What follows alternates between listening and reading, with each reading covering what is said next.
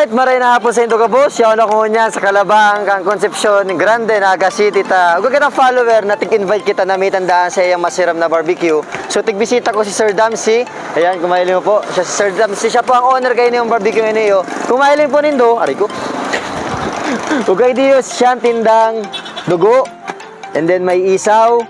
Tapos, ang pinaka-the best siya daang tinday diyo is barbecue. And then may payo kang manok. And then balat. So, gurano sir ang balat mo? 5 po. So, 5 pesos po ang balat niya, ang isaw. 5 man po, tapos 5 man ang dugo.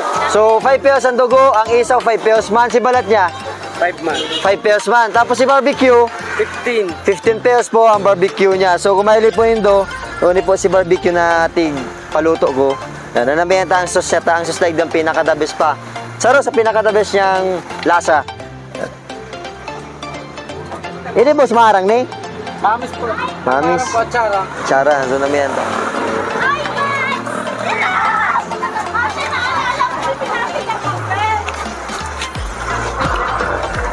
Maurag ang sauce niya, tapos barbecue niya, pwedeng pang pulutan, pwedeng pang panira, pwedeng pang i-snack.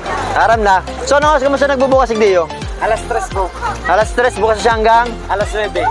alas 9 ng banggi. So, ang rush hour mo, pag itong barakalan mo, To 7. so 6 to 7 po, dakwag din para bakal. Kumailin po yun do, yaman po dyan si pinakabistadong Royal Ann. Oy, Royal Ann. So, bago lang po siya mag-Royal Ann kung paduman ka mo sa De Rosario. Pero kung paduman mo ka mo sa may Magsaysay, before man po siya mag San Miguel. Kaya nag-aso-asig din sa lugar na niyo. So, agyan lang po ni.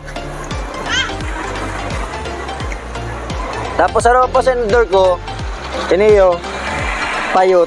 Every time po nagpa-barbecue ako, ito talagang libangan ko, magparasup-sup ka may siram niyang lamang kang, payo kang manok.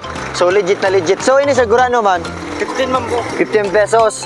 Ayan, so, ayan, kung mag-aay ka mo sa lugar na iniyo, sa may Concepcion Grande, before po mag-Royal Ann, magbisita ka mo sa barbecue ni Sir Damsi. Masira man agad, talagang barbecue niya, tapos yung sauce niya.